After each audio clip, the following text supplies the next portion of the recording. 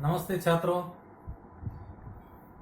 हम पढ़ने जा रहे हैं कक्षा 10वीं पहली इकाई में भारत महिमा।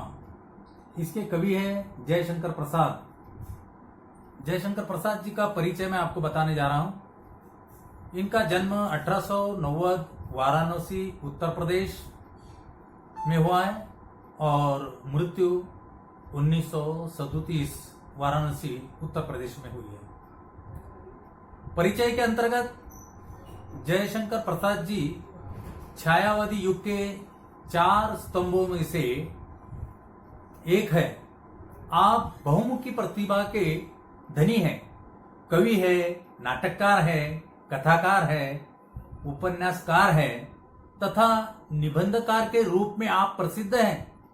आपकी रचनाओं में सर्वत्र भारत के गौरवशाली अतीत ऐतिहासिक विरासत के दर्शन होते हैं।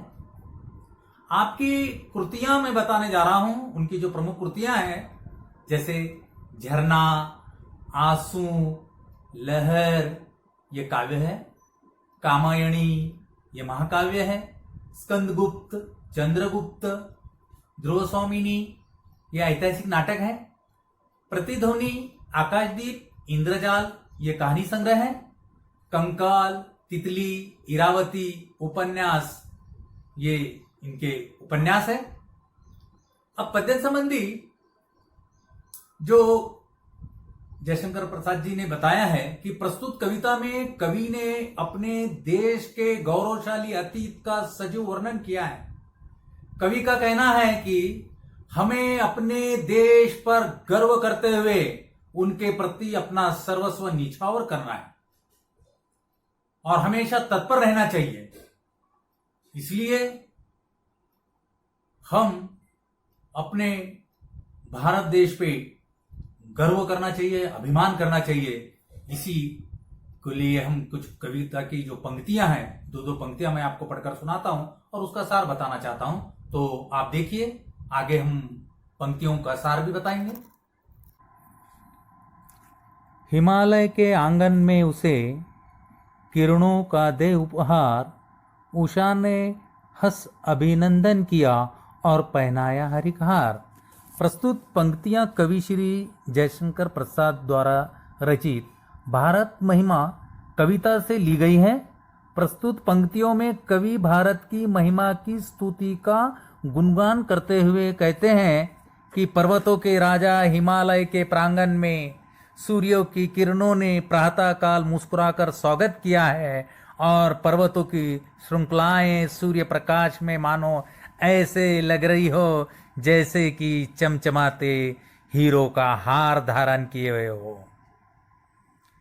जगे हम लगे जगाने विश्व, लोक में फैला फिर आलोक, व्योमतम पूंज हुआ तब नष्ट, अखिल संस्कृति हो उठी अशोक। प्रस्तुत पंक्तियों में कवि श्री जयशंकर प्रसाद कहते हैं कि सर्वप्रथम हम भारतवासी इस धरा में अर्थात इस पृथ्वी पर जागृत हुए तथा दुनिया को योग, विद्या, आयुर्वेद, निष्ठा, त्याग, तपस्या रूपी ज्ञान से प्रकाशित किया है। ऋषि मुनियों द्वारा खोज तथा तपस्याओं से ज्ञानी रूपी प्रकाश के उजियारे ने अंधकार रूप में अज्ञान को नष्ट कर दिया है और ज्ञान के प्रकाश से सारा संसार जगमगा उठा तथा विश्व में शोक रहित उल्लास का वातावरण परिलक्षित दिखाई देने लगा है। विमल वाणी ने वीणा ली, कमल कोमल कर में सप्रीत, सप्त स्वर सप्त सिंधु में उठे, छिड़ा तब मधुर साम संगीत। प्रस्तुत पंक्तियों में कवि श्री जयशंकर प्रसाद जी कहना चाहते हैं कि निर्मल हृदय, सुमधुर वाणी, भाषा सितारे, संध्याकाल के समय 7 नदियों की धाराएं आपस में टकराकर मनमोहक संगीत ध्वनि पैदा करती हैं, जिसे सुनकर हृदय आनंद से भाव विभोर हो जाता है और मस्तिष्क में सिर्फ मधुर संगीत ही बज जाता है। विजय केवल लोहे की नहीं, धर्म की रही धरा पर धूम। भिक्षु होकर रहते सम्राट, दया दिखलाते घर घर घूम। प्रस्तुत पंक्तियों में कवि ने देश को गौरवशाली अतीत का सजीव वर्णन करते हुए कहते हैं, हमें हिंसा का त्याग करना चाहिए। विजय सिर्फ लोहे के शस्त्रों से प्राप्त नहीं हो सकती, बल्कि विजय धर्म और अहिंसा के मार्ग पर चलकर भी प्राप्त की जा सकती है। यही वजह है कि पृथ्वी पर अधर्म की पराजय हुई और धर्म की विजय हुई है। कवि की दृष्टि में सम्राट गौतम बुद्ध जैसा अहिंसावादी दयावान सिर्फ भारत भूमि पर ही जन्म लेते हैं, जो राजा होकर भी भिक्षु के रूप में घर घर जाकर शालीनता, दीनता, दया, करुणा का अनुपम उदाहरण प्रस्तुत करते हैं। गोरी को दिया दया का दान, चीन को मिली धर्म की दृष्टि, मिला था स्वर्ण भूमि को रत्न, शील की सिंहल को भी सृष्टि। प्रस्तुत पंक्तियों में कवि जयशंकर प्रसाद जी कहना चाहते हैं कि हम आक्रमणियों यानी विदेशी हमलावरों के प्रति भी उदार रहे हैं। हमारे शासकों ने आक्रमणकारी गोरी को भी दया का उपहार में देकर अपनी उदारता का प्रदर्शित किया। चीन भी हमारी धार्मिक सहिष्णुता से प्रभावित होकर हमारे दिखाए मार्ग का अनुसरण करने लगा। इस तरह भारत की भूमि को चरित्र रूपी रत्न प्राप्त हुए हैं, जो सबसे अनोखे और अनुपम है। किसी का हमने छीना नहीं, प्रकृति का रहा पालना यही, हमारी जन्मभूमि थी यही, कहीं से हम आए थे नहीं। प्रस्तुत पंक्तियों में कवि श्री जयशंकर प्रसाद जी कहना चाहते हैं कि हमने कभी किसी पर अन्याय नहीं किया, हमेशा जीवन में सत्य और सही मार्ग को अपनाया।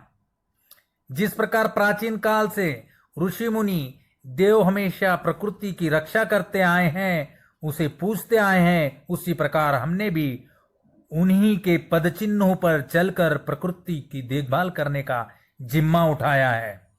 और भारत भूमि की हमारी जन्मभूमि रही है। हम सभी कहीं और से नहीं आए, बल्कि यही वसुंधरा हमारी माता रही है। हम यहीं जन्मे हैं, यही हमारी जन्मभूमि है और यही हमारी कर्मभूमि है। चरिथे पुत्र भुजा में शक्ति, नम्रता रही सदा संपन्न, हृदय के गौरव में था गर्व, किसी को देख न सके विपिन्न। प्रस्तुत पंक्तियों में कवि कहना चाहते हैं कि हमारा देश चरित्रवान पुत्रों का जन्मदाता रहा है, जो सत्य के मार्ग पर चलकर अपनी असीम शक्तियों के बल पर दुनिया को जीतने की क्षमता रखता है। साथ ही अपने माता पिता की सेवा करने की भावना भी रखते हैं। जैसे मर्यादा पुरुषोत्तम राम, श्रवण कुमार, इन्होंने हमेशा अपने अच्छे पुत्र होने का फर्ज निभाया है। उनकी भुजाएं शक्ति संपन्न थी, पराक्रम से भरी हुई, सदा नम्रता के भाव से संपन्न रहे। उनके हृदय में सदा गौरव का गर्व रहा। उनके नम्र नेत्र कभी भी किसी को विपदा में भरी नहीं देख सकते। उनका हृदय सागर की तरह अपार था और वे हमेशा सभी की मदद किया करते थे।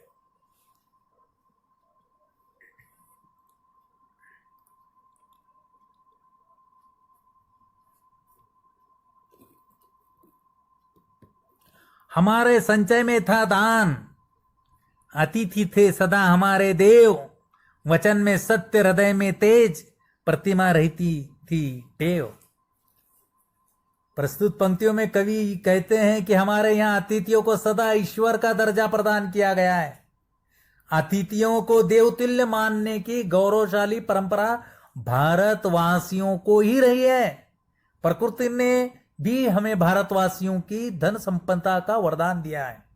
यही वजह है कि प्रचुर मात्रा में धन उपलब्ध रहा है, कभी किसी भी तरह की कोई कमी नहीं हुई है। हम भारतीयों की वाणी में सत्यता झलकती है, हृदय में तेज विराजता है।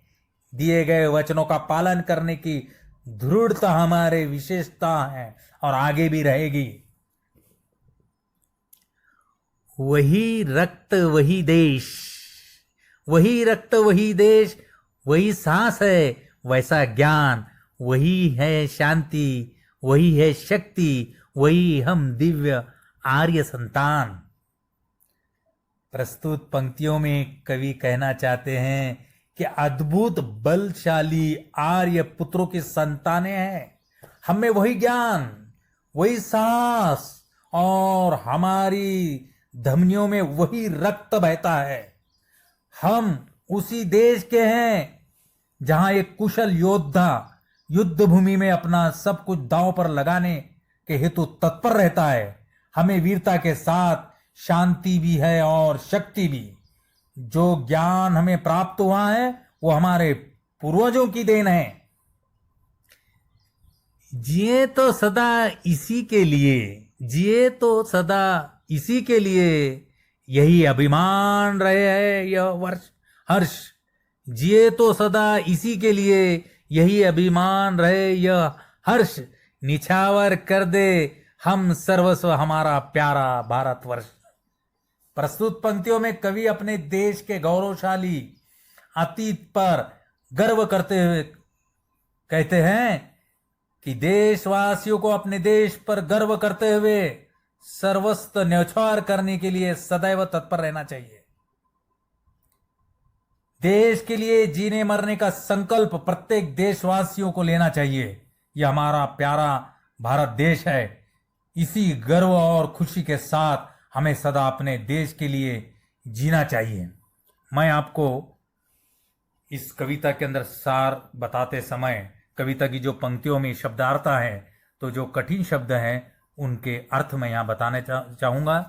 जैसे उषा यानी प्रातःकाल, आंगन यानी प्रांगण, ऊपर यानी भेंट, हरिखार यानी हीरो का हार, विश्व यानी संसार, आलोक यानी प्रकाश, व्योम यानी आकाश, तम यानी अंधेरा, संस्कृति यानी संसार, भिक्षु यानी साधु, सन्यासी, भिखारी, अभिमान यानी अहंकार, घमंड, हर्ष यानी प्रसन्नता, खुशी, साहस यानी हिम्मत, अतिथि यानी मेहमान, अभिनंदन यानी स्वागत। ये जो कठिन शब्दार्थ हैं उसके अर्थ मैंने आपको बताया हूं। देखिए, स्वाध्याय के बारे में आपको शंका होगी कि हम स्वाध्याय गृहपाठ कैसे करें। तो मैं आपको कहना चाहूंगा कि स्वाध्याय के लिए कोई 200 पेज की वगैरह कोई बुक नहीं लेना है हमको। जैसे हम हर साल करते हैं अपने यशवंतराव चव्हाण हाई स्कूल के अंतर्गत सभी अध्यापक कृति पत्रिका के प्रारूप पर आधारित हिंदी लोक भारती व्यवसाय कक्षा 10वीं की ये व्यवसाय है, तो हमें इसे भरना है। जैसे कविता पाठ आप YouTube पर पढ़ते हैं, देखते हैं, अध्ययन करते हैं, उसके बाद है तो फौरन आप है तो ये व्यवसाय माला भर लीजिए। और हम देख रहे हैं कि जागतिक महामारी चालू है और सोशल डिस्टेंस, मास्क, ये आप सबसे परिचित हैं। पूरी दुनिया में पूरा वर्ल्ड इसको फॉलो कर रहा है। जैसे कि 3 बातें ध्यान में रखिए आप, जैसे मास्क लगाना, जैसे कि साबुन से या हाथ धोना चाहिए, और उसके बाद मास्क लगाना, कभी गए तो सोशल डिस्टेंस रखना है, भीड़ भाड़ में मत जाओ, काम रहा तो ही घर से बाहर निकलो, वरना मत निकलो, क्योंकि इसका इलाज ही है सोशल डिस्टेंस रखना, इस महामारी से बचना। और पढ़ना तो जरूरी है, इसलिए हम ऑनलाइन हमने पढ़ाई शुरू कर चुके हैं। तो मैं हिंदी का अध्यापक हूं और आपको हिंदी पढ़ाने का प्रयास कर रहा हूं। आप मुझसे जुड़े, बहुत अच्छी बात है। आपने ये कविता पढ़ी है, इसमें कुछ शंका वगैरह होना, हम आगे के पाठ में उसका निरसन कर सकते हैं। और धन्यवाद।